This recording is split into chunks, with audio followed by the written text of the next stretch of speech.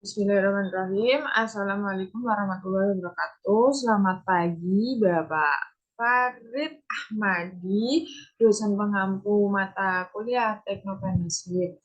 Sebelumnya, perkenalkan, saya Dian Aprilia Andriani dengan NIM 14014211164 akan memaparkan mengenai tugas observasi dan analisis pengusaha pemula dan pengusaha kelas nasional pada tugas mandiri pada pertemuan keempat. Baik, eh, tugas ini itu tugas teknopanasir dengan judul observasi dan analisis disusun oleh saya sendiri Dian Aprilia Andriani dengan NIM 14014211164 mata kuliah teknopanasir dengan dosen pengampu Bapak Farid Ahmadi, S.Com, M.Com, dan PhD. Oke, selanjutnya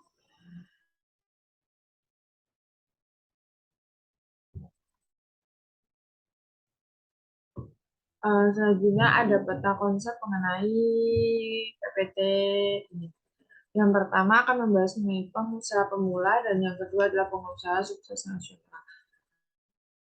Pengusaha pemula. Di sini saya mewawancari pengusaha pemula dengan nama brand yaitu Sunsfood. Sunsfood memiliki owner yang bernama Daida Pramusinta dengan panggilan Sinta atau Mbak Sinta. Beliau ini lahir Pemalang 17 April 1997 dengan pendidikan terakhir yaitu ilmu gizi di Universitas Muhammadiyah Surakarta. Mulai membangun usaha Sunsfood sendiri itu pada tahun 2021. Sebelum itu beliau bekerja di Puskesmas pada tahun 2020. Bekerja di Puskesmas daerah Pemalang. Selanjutnya ada awal mula memulai usaha.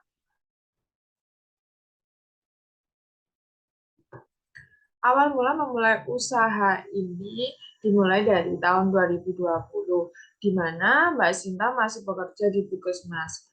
Dia membuka usaha ini dengan sistem PO dulu, yaitu sistem pre-order yang mana menunya hanya dimsum. Mbak Sinta ini mendapat motivasi dari lingkungan sekitar dan juga teman-temannya, di mana setiap Ramadan banyak sekali orang-orang yang jualan makanan setiap sore di pinggir jalan, juga banyak sekali orang-orang yang membuka PO makanan pada saat Ramadan. Di sini ini posisinya masih di Pemalang dengan konsumen teman-teman beliau yang ada di Pemalang. Lalu tahun 2021 menikah dan resign dari kerja, ikut suaminya pindah kota. Mbak Sinta tidak bekerja dan membuka usaha Sunsfood ini dengan tambahan berbagai menu. Ada mie setan, mie patah hati, mie balas dendam, mie balungan, seblak, rice bowl, ada dimsum, ada udang rambutan, ada banyak lainnya juga minuman. Nah, di sini sistemnya sudah ready di tempat, tapi belum ada tempat DI-nya, soalnya belum memiliki tempat yang luas, tapi sistemnya sudah dapat ready, langsung dibeli atau ready. Di sini ini beliau konsumennya posisinya belum ada teman orang Rembang, berarti konsumennya tetangga sekitar dan teman-teman dari suami dan adik dari suaminya. Lanjut. Dalam kendala usaha Sunsfood sendiri, Mbak Sinta ini mengalami kendala itu saat sistem PO, kendalanya yang dirasakan itu kekurangan tenaga. Soalnya kan PO ya mengisi kegiatan di sela-sela kegiatan. Nah, sekalinya PO kadang itu banyak sekali yang memesan hingga kewalahan. Lanjut ketika membuka PO saat waktu luang tidak menentu. Jadi itu saat sistem PO ini hanya sesuai mood dan waktu yang peluang sekali baru membuka PO. Jadi untuk jualannya nggak tentu berapa hari, berapa minggu membuka PO-nya. Terus saat sistem ready ini terkendala di konsumen, di mana konsumen tidak bisa diprediksi. Kalau sistem PO kan konsumen pesan dahulu, baru kita membeli bahan-bahannya. Jadi bisa memprediksi berapa habisnya bahan-bahannya dan bahan-bahan bisa langsung habis saat itu juga. Kalau ready sudah dipersiapkan bahan-bahannya, tetapi konsumen tidak bisa diprediksi, bisa saja bahan-bahannya lebih dan tidak digunakan. Terus sistem ready ini juga merupakan sistem delivery dengan minimal order, di mana saat sistem delivery ini pasti banyak sekali konsumen yang ingin memakan memakan sans food ini saat jam makannya. Jadi banyak kemauan konsumen yang beragam dan berbarengan dengan pengantaran produk. Jadi jam 12 bisa pada mau untuk diantarkan dengan minimal dengan tenaga pengantar yang rendah. Jadi saat sistem delivery juga kekurangan tenaga pengantar. Juga karena kekurangan tenaga pengantar ini, jadi pelayannya merasa lambat. Dan sasaran konsumen yang sempit sebab owner tadi yang pindahan dari kota asal ke mengikuti ke kota suaminya, jadi konsumennya baru sedikit, belum banyak orang yang tahu. Terus kendalanya promosinya menggunakan Instagram dan WA untuk pemesanan. Tetapi jika rasa malas untuk mengupload atau memberitahu ini Sunfood buka, itu akan juga akan mengganggu, uh, itu juga merupakan kendala dari owner Sunfood itu sendiri. Lanjut untuk omset dari Sunfood sendiri, dari kata Mbak Sinta nggak tentu. Untuk omset sehari-hari saat tidak ramai itu 100 sampai 200. Jika ramai bisa lebih, bisa di atas 200. Nah, jika ini seminggu bisa dikalikan 100. Kita ambil 200 berarti 100.400.000 dalam seminggu.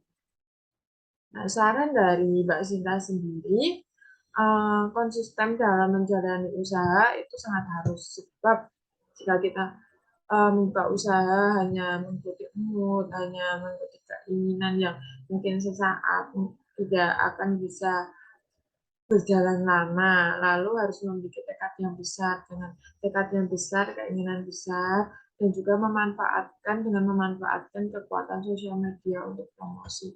Sekarang sistemnya sudah serba digital, sudah seharusnya kita memanfaatkan promosi dengan menggunakan media. Ini gambaran dari IG Sunfood sendiri dengan feed seperti ini. Feed juga sangat mempengaruhi di mana ketertarikan para konsumen. Selanjutnya, ini dokumentasi wawancara dengan Mbak Sinta. Di sini saya sedang membeli mie patah hati, gimana mie ini seperti mie level dengan kepedasan yang pedas menurut saya. Ini juga tempat penjualan seafoodnya. Oke. Selanjutnya bagian 2 yaitu pengusaha sukses nasional bernama Robert Budi Hartono, pemilik PT Jarum.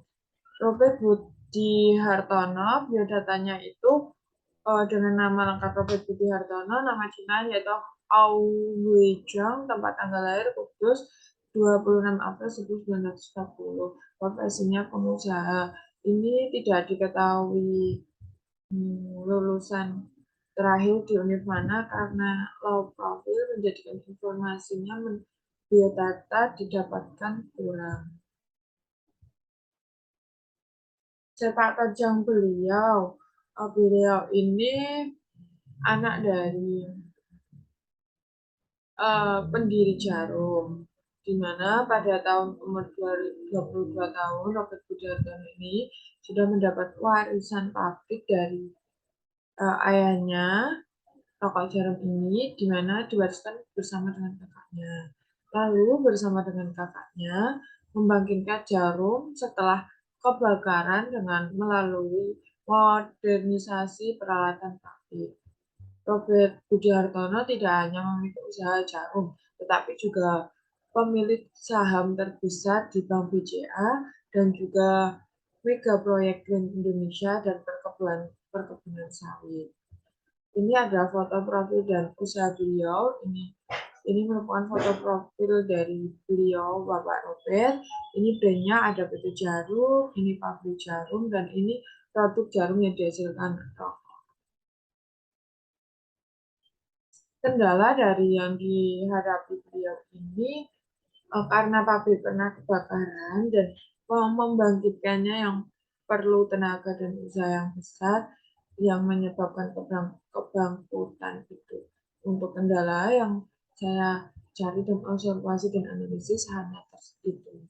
Lalu omset yang didapatkan 2019 itu mencapai 15,98 triliun. Terima kasih. Tadi adalah pemaparan dari hasil analisis dan observasi dari saya mengenai apa usaha pemula dan pengusaha terkenal nasional. Mohon maaf jika ada kesalahan. Terima kasih. Wassalamualaikum warahmatullahi wabarakatuh.